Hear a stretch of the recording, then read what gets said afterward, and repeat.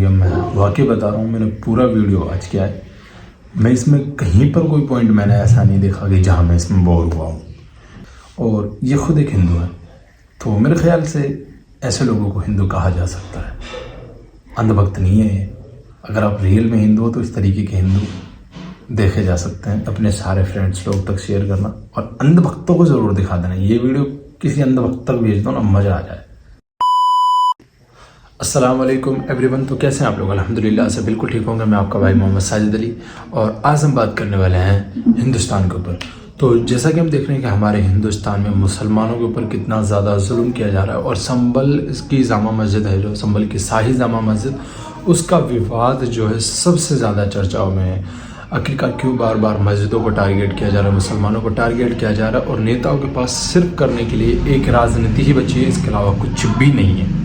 और हिंदुस्तान के लोग कर क्या रहे हैं? 70-75 साल से ज़्यादा ऊपर हो चुके हैं हिंदुस्तान को आज़ाद हुए और हम लोग तलाश क्या कर रहे हैं कि किस चीज़ के नीचे क्या दबा हुआ है। ठीक है, तो चलो आज हम इसी वीडियो के ऊपर जो है बातें करने वाले हैं। बिना देरी के करते हैं वीडियो को स्टार्ट। सोचिए क्या होगा अगर भारतवर्ष के तमाम लोअर कोर्ट्स में दुनिया भर से बुद्धिस्ट संगठन केस फाइल करना शुरू कर दें कि हमारे देश में कई प्रमुख मंदिर बुद्धिस्ट धार्मिक स्थलों के खंडहर पर बने हैं, उन्हीं के पत्थरों से बने हैं और ऐसे मंदिरों की जांच होनी चाहिए। और अगर इनमें बुद्धिस्ट अवशेष मिले तो उनमें बुद्धिस्ट के प्रवेश, उनके प्रेयर्स का इंतजाम भी करना चाहिए। ऐसे पिटिशन को कोर्ट 2 मिनट में बाहर फेंक देगी, कोर्ट रूम कर फाइन भी लगाएगी और प्लेसेस ऑफ वर्शिप एक्ट का हवाला देगी कि 1947 के बाद हमारे देश में किसी भी धार्मिक स्थल का कैरेक्टर आप किसी भी रूप में बदल नहीं सकते हो। और अगर कोर्ट ने ऐसे पिटिशन को मंजूरी दे दी, हिंदू मंदिरों का सर्वे करवाने का परमिशन दे दिया, तो देश में बवाल मच जाएगा। हिंदू अपने आप को अपमानित महसूस करेंगे। आपका तो पता नहीं, लेकिन मेरी आस्था को ठेस जरूर पहुंचेगी, क्योंकि ऐसी पुरानी प्राचीन डिस्प्यूटेड बातों को आज के डेट में उठाने का फायदा क्या है 21वीं सदी में? इससे पॉलिटिशियन छोड़कर किसे बेनिफिट मिलने वाला है? लेकिन एक हिस्ट्री स्टूडेंट होने के नाते मुझे इस बात का भी संज्ञान है कि मौर्यन साम्राज्य के गिरने के बाद बुद्धिस्ट पर भीषण हमला हुआ था हमारे देश में। उन्हें बेरहमी से मार डाला गया था। बुद्धिज्म जो तेजी से उसके पहले फैला था, उसे पीछे ढकेला गया बाय फोर्स। याद रहे, प्राचीन भारत में धर्म एक सिर्फ निजी मामला नहीं था, एक पॉलिटिकल टूल था, एक स्टेट पॉलिसी हुआ करता था। ब्राह्मण्स और बुद्धिस्ट के बीच में जो टसल है वो एक हिस्टोरिक रियलिटी है। और अगर ऐसा पिटिशन कभी भी किसी भी कोर्ट में आया तो उसके साथ रिसर्च पेपर्स, हिस्टोरिकल अकाउंट्स भी सबमिट किए जाएंगे। जैसे चाइनीज पिलग्रिम फाशियान जो भारत में 5वीं सदी में आए थे, या ट्रैवलर शुआनजेंग जिन्होंने इंडिया के बारे में 631 और 645 एडी के बीच में लिखा था। इन सब ने लिखा था अपने अकाउंट्स में कि कैसे पटना, विदिशा, अहमदपुर, सांची, कौशाम्बी, मथुरा में बुद्धिस्ट स्तूपास, मोनेस्ट्रीज का नाश किया गया था। कैसे गांधार में 1000 संग्रामास का नाश करके उन्हें खंडहर बना दिया गया था। हम इन सारी चीजों पर डिबेट जरूर कर सकते हैं कि कितने बुद्धिस्ट मारे गए थे, कहां मारे गए थे, present day Pakistan, present day India, किसने मारा, बुद्धिज्म का पलायन भारतवर्ष से कब हुआ, कैसे हुआ। लेकिन मोटा मोटा हम प्राचीन भारत में हुए वायलेंस, ब्लडशेड, तोड़फोड़ को भुलाने के लिए तैयार हैं। अगर हम मॉडर्न इंडियन हिस्ट्री की तरफ थोड़ा आए तो वहां भी 200 साल के अंग्रेजी हुकूमत को हम माफ कर चुके हैं। वही हुकूमत जिसने हमारे देश को कंगाल, नंगा और बटा हुआ छोड़ा 1947 में। आज हम खुशी खुशी लंदन जाकर पैसा देखकर वहां अपना ही कोहिनूर हीरा देखते हैं पैसे देकर। लेकिन किसी कारण हेतु मध्यकालीन भारत में हुए गलतियां, वहां हुई बर्बरता को हम भुला नहीं पाते हैं, क्योंकि बाबर और औरंगजेब ने जो किया उसे बतलाना, उसे दोहराना जरूरी है हमारे नेताओं को अपनी असफलता छुपाने के लिए।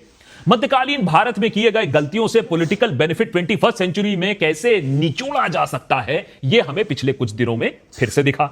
इसीलिए देखिए उत्तर प्रदेश के संभल में कितनी मेहनत चल रही है, लोगों की जानें जा रही हैं, इंटरनेट कट हो रहा है, लोगों की एंट्री एग्जिट पर पाबंदी लग रही है, स्कूल बंद, ऑफिस बंद, धंधा बंद, जिंदगी बंद। क्योंकि बाबर ने क्या किया था उसका पता लगाना जरूरी है, उसका प्रतिशोध लेना जरूरी है। आज वैसे में भी सरकार के पास और बाकी काम क्या रह गया है? सब कुछ तो ठीक ही चल रहा है अमृतकाल में। तो चलो बाबर के बारे में बात करते हैं। पेट्रोल डीजल के दाम तो वैसे में भी पानी से सस्ते हो गए हैं, डॉलर 40 के आसपास आ ही चुका है। एफडीआई के लिए एमएनसी की लंबी लंबी लाइन निर्मला ताई के ऑफिस के सामने खड़ी रहती है। चाइना हमारे एक्सपोर्ट्स के बिना ध्वस्त हो जाएगी। देश में 0.56% अनएम्प्लॉयमेंट रह गया है। पर कैपिटा इनकम तो यूएस से ज्यादा हो चुका है। इन्फ्लेशन क्या होती है लोगों को अब याद नहीं है। दूध की तो नदियां बहती हैं हमारे देश में, और देश के में एक नॉन बायोलॉजिकल लीडर है। अब बस ये कमबख्त बाबर का बदला ले लें तो पॉइंट, पूरा देश एकदम फिर सोने की चिड़िया बन चुकी होगी। और आज के इस एपिसोड को अगर आप गौर से देखें तो उन लोगों के लिए भी एक जोर का तमाचा है जो कहते हैं कि हमारा जस्टिस सिस्टम बिल्कुल बेकार है, काम नहीं करता है, चलता ही नहीं है। संभल केस में साबित कर दिया है कि सारे आंकड़े जो आपको दिए गए हैं, ये लेफ्टिस्ट पेप्टिस्ट जो देते हैं वो गलत है। कि सुप्रीम कोर्ट में 70,000 केस पेंडिंग नहीं है, हाई कोर्ट में 6 मिलियन केसेस पेंडिंग नहीं है, लोअर कोर्ट में 40 मिलियन केसेस पेंडिंग नहीं है। 20-30 साल का टाइम नहीं लगता है एक आम इंसान को अपनी केस की सुनवाई कराने के लिए, क्योंकि जब आप बाबर का नाम ले लोगे तो इतनी तेजी से एक्शन होता है कि Guinness book of world records भी आश्चर्यचकित रह जाता है। संभल में मौतें हुई क्यों? वहां का ये जो शाही जामा मस्जिद है, इसका माजरा क्या है? प्लेसेस ऑफ वर्शिप एक्ट है क्या? क्यों भारत फिर से दशकों के लिए हिंसा में फिर से जा सकता है?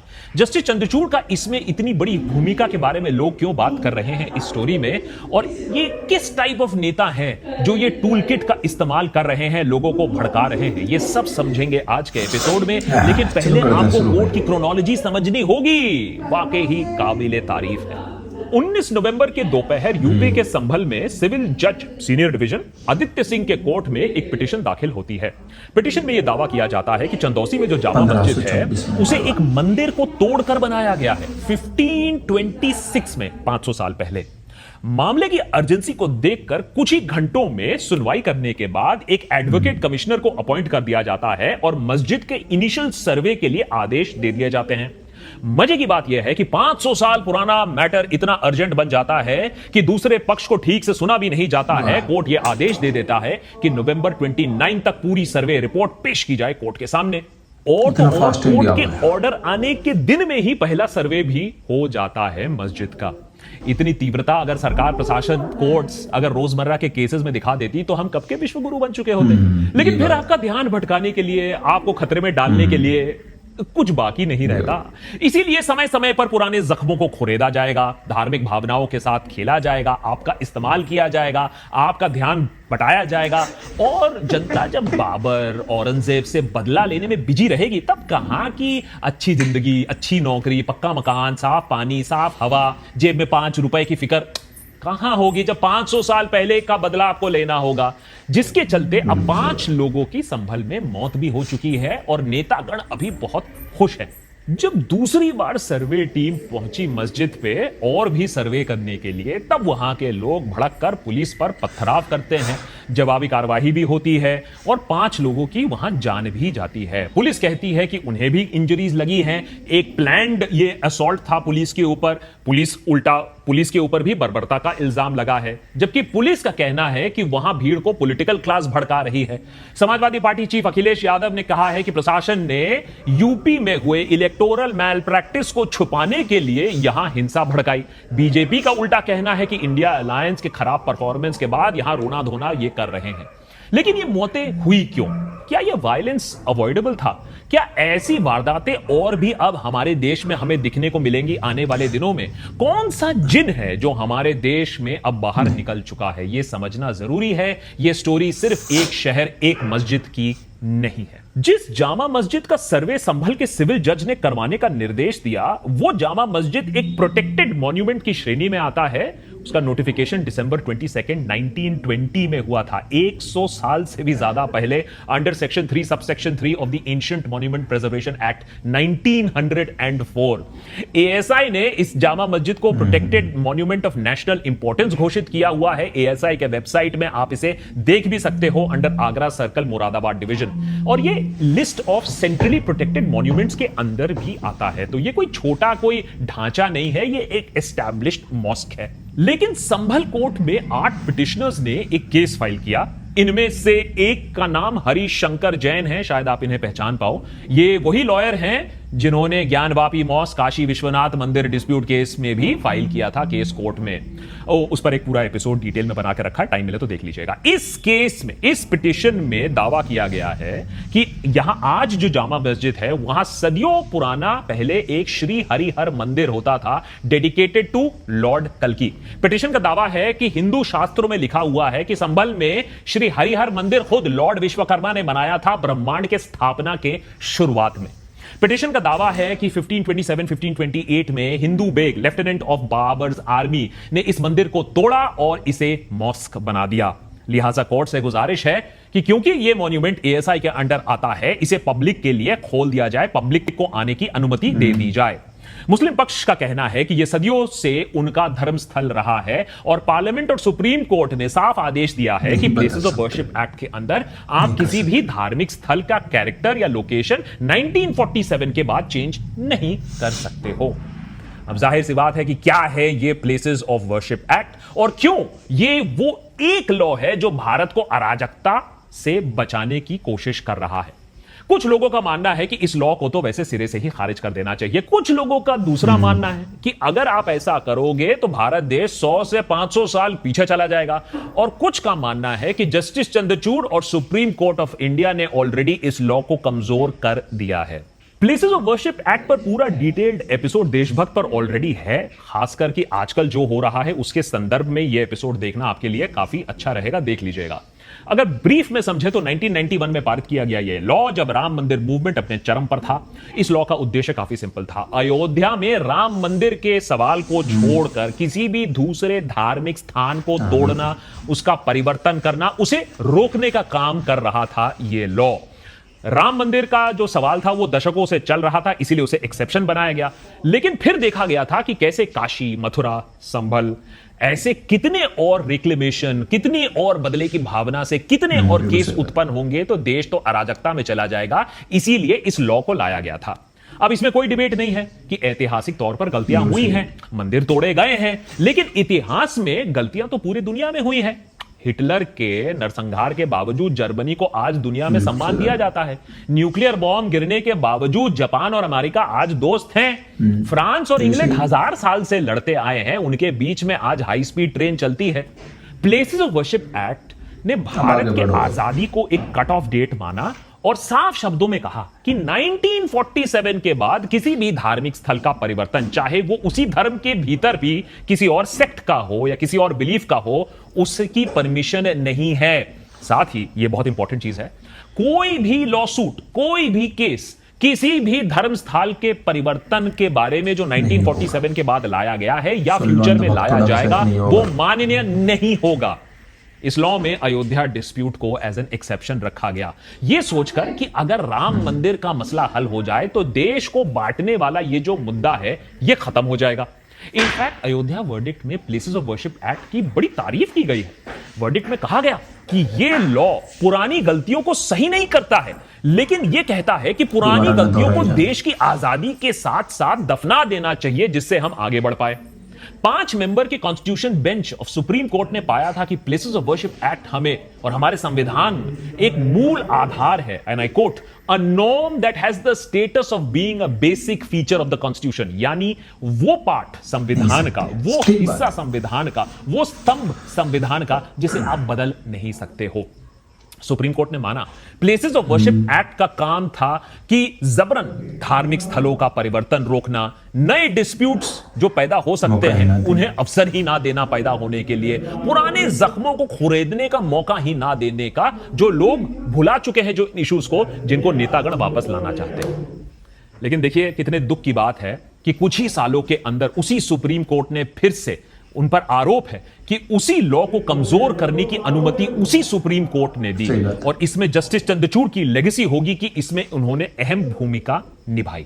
आज के डेट में संभल में जो सर्वे के बाद वायलेंस हुआ, मौतें हुई, उसकी नींव रखी गई थी अगस्त 2023 में, जब जस्टिस चंद्रचूड़ द्वारा हेड की गई एक सुप्रीम कोर्ट की बेंच ने ज्ञानवापी मॉस्क का नॉन इन्वेसिव सर्वे अलाउ कर दिया, जिससे पता लगाया जा सके कि मस्जिद के नीचे मंदिर था या नहीं। उस समय उस कंट्रोवर्शियल ऑर्डर को देते हुए जस्टिस चंद्रचूड़ ने मुस्लिम पक्ष के कुछ अहम सवालों का जवाब नहीं दिया था। सवाल नंबर 1, इस सर्वे से आप साबित क्या करने की कोशिश कर रहे हो? 500 साल पुरानी गलती। सवाल नंबर 2, क्या यह सर्वे अपने आप में पार्लियामेंट ऑफ इंडिया में पारित की गई प्लेसेस ऑफ वर्शिप एक्ट का उल्लंघन नहीं है, जो इसी के लिए बनाया गया था, इसी को रोकने के लिए बनाया गया था? जस्टिस चंद्रचूड़ का लॉजिक था नॉन इन्वेसिव सर्वे। अरे लेजर का इस्तेमाल करेंगे, रडार का इस्तेमाल करेंगे, कोई ईंट पत्थर नहीं तोड़ेंगे, धार्मिक स्थल को कोई क्षति नहीं पहुंचाएंगे। हिंदी में बोले तो किसी ने आपके घर में 10 हथौड़े लेकर लोगों को भेज दिया, लेकिन तोड़ने के लिए नहीं भेजा है, वो तो देखने के लिए भेजा है कि दीवारें कितनी मजबूत है, वो जांच करने के लिए वो ऐसे थोड़ा नॉक करके पता लगाएंगे। वैसे नॉन इन्वेसिव सर्वे का नतीजा यह बताता है कि यहां एक्चुअली एक मंदिर 500 साल पहले होता था। सवाल यह है कि अब क्या करोगे? पता तो लगा लिया, मस्जिद तो गिरा नहीं सकते हो, क्योंकि उसके लिए प्लेसेस ऑफ वर्शिप एक्ट 1991 को गिराना पड़ेगा। अब बहुत सारे लोग ये मानते हैं कि इस एक्ट को गिरा देना चाहिए, सिरे से खारिज कर देना चाहिए, और अगर सरकार चाहे तो ये काम कर भी सकती है। सरकार तो कुछ भी है, एनीथिंग इज पॉसिबल, लेकिन सरकार करेगी नहीं ऐसा काम, क्योंकि कहीं ना कहीं सरकार को भी मालूम है ऐसा करने से एक पैंडोराज बॉक्स खुल जाएगा, 1000 ऐसे नए केसेस सामने आ जाएंगे। सरकार को बस फिर यही काम करना पड़ेगा, लोगों की मांगे कभी खत्म नहीं होंगी। नेतागण भी शातिर हैं, लॉ नहीं बदलो, ना ही उसे इस तरफ या उस तरफ जाने दो, धीमी आंच पर मामले को सुलगने दो, जब जरूरत पड़े एक संभल को निकाल दो। अरे जज नॉन इन्वेसिव सर्वे का ऑर्डर दे देगा, लोग भड़केंगे, पुलिस और प्रशासन और इनके बीच में पथराव होगी, लोगों के बीच में कुछ लोग मारे जाएंगे, फिर पार्टी बोलेगी देखा हम खतरे में हैं, और पोलराइजेशन होगा, और लोगों में डर होगा, और लोगों में शक पैदा होगा, और भारी इलेक्शन में फिर से जीत होगी। मुद्दों पर बात नहीं होगी, बाबर और औरंगजेब पर बात होगी। ये फॉर्मूला अब हमारे देश में परफेक्ट हो चुकी है, और विवादित ढांचों की कमी तो है नहीं हमारे यहां। प्रधानमंत्री या सुप्रीम कोर्ट के चीफ जस्टिस चाहे तो 1 घंटे में यह सारा मामला निपट सकता है। एक मौत नहीं होगी, एक इंस्टेंस ऑफ वायलेंस नहीं होगी, लोगों की जान बचेगी, देश में शांति बहाल होगी, इकोनॉमी फिर से पटरी पर भी शायद आ जाए। सिंपल 2 लाइन का स्टेटमेंट इशू करना है, चाहे प्रधानमंत्री हो, होम मिनिस्टर हो, चीफ जस्टिस हो। Places of worship act 1991 letter and spirit में फॉलो किया जाएगा, no if no but, no non invasive survey. लेकिन ऐसा करना पॉलिटिकली सुइसाइड माना जाता है। हां, यह बात है कि चीफ जस्टिस ऑफ इंडिया, नए चीफ जस्टिस खन्ना साहब, इस मामले में एक स्टेप ले सकते हैं कि किसी भी invasive, non invasive, semi invasive survey को इलीगल घोषित कर दे, जिससे जो चीनी बोतल से बाहर निकली है वो कुछ हद तक फिर से बोतल में वापस चले जाए। सवाल यह है कि वो ऐसा करेंगे या नहीं। अगर कोर्ट ने क्लियर डिसीजन नहीं लिया, अगर मीडिया ने सच नहीं दिखाया, अगर विपक्ष ने लोगों को पॉलिटिक्स नहीं समझाया, तो आगे चलकर यह मुद्दा और भी गरमाने वाला है। नेतागण हर ऐतिहासिक गलती के लिए कोर्ट से केस दर्ज कर देंगे, माफी मांगेंगे, उसके बाद एक्शन होगा, उसके बाद लोग भड़केंगे, उसके बाद फिर से मारपीट होगी। अयोध्या के बाद मथुरा, मथुरा के बाद वृंदावन, उसके बाद अदीना मॉस्क, उसके बाद रुद्र महल, उसके बाद शमसी मॉस्क, ये केस तो चलते ही रहेंगे। ये नया वाला जो फॉर्मूला है ये बुलडोजर जस्टिस की तरह काम कर रहा है, और वो भी कोर्ट्स के परमिशन के साथ, अनुमति के साथ, इंकरेजमेंट के साथ। तो कोर्ट्स को फैसला करना होगा, या तो जनता को समझना होगा कि कितने बार इस झांसे में वो आने वाले हैं, कितने बार पुराने मुद्दों को ऐसे टटोला जाएगा, कितने बार ये जो घाव हैं उन्हें खुरेदा जाएगा, कितने बार धर्म के नाम पर लोगों को उकसाया जाएगा। अपने धर्म पर गर्व रखो, बिल्कुल गर्व रखो, नए नए मंदिर बनाओ, घर में बनाओ, देश में बनाओ, दुनिया भर में बनाओ, ऐसा हो भी रहा है।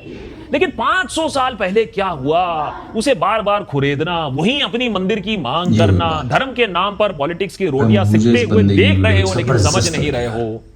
ये तब हो रहा है जब देश के युवाओं को इतनी सारी चुनौतियों का सामना करना पड़ रहा है। ये धर्म का मजाक नहीं बना रहे हो, आप लोगों के विश्वास के साथ भी विश्वासघात कर रहे हो, सिर्फ सत्ता और पावर के लालच में। लेकिन शायद आपको ऐसा ना लगे। आपको क्या लगता है कि वो प्लेसेस ऑफ वर्शिप एक्ट हटा देना चाहिए, तो ये सारे ताले खोल देने चाहिए, 500 साल पहले वाला रीसेट बटन दबा देना चाहिए? हाँ या ना कमेंट सेक्शन पे लिखिए, मुझे समझाइए आपकी रीजनिंग क्या है। हो सकता है मेरी सोच पुरानी हो, मेरी सोच गलत हो, मैं ही ऐसे उल्टी सी। तो भाई लोग, पूरा वीडियो ख़त्म हो गया। मैं वाकई बता रहा हूँ, मैंने पूरा वीडियो आज किया है, मैं इसमें कहीं पर कोई पॉइंट मैंने ऐसा नहीं देखा कि जहाँ मैं इसमें बोर हुआ हूँ। बहुत सारी बातें जो है खोल खोल करके बताई हैं, और मैंने नहीं सोचा था कि ये जो भाई हमारा, मैंने इनका फर्स्ट वीडियो था ये देखा है, जो इतनी सारी बातें खुल करके बता देंगे यार। मतलब A to Z सारी चीज़ें क्लियर कर दी इन्होंने ला करके सामने, और ये खुद एक हिंदू है, तो मेरे ख्याल से ऐसे लोगों को हिंदू कहा जा सकता है। अंधभक्त नहीं है ये। अगर आप रियल में हिंदू हो तो इस तरीके के हिंदू देखे जा सकते हैं, बाकी अंधभक्त तो नज़र आते ही रहते हैं इधर उधर। तो मुझे ये वीडियो ज़बरदस्त लगा, और इन भाई ने जो भी डिटेल्स बताई, जो भी बातें बताई, सारी एकदम क्लियर।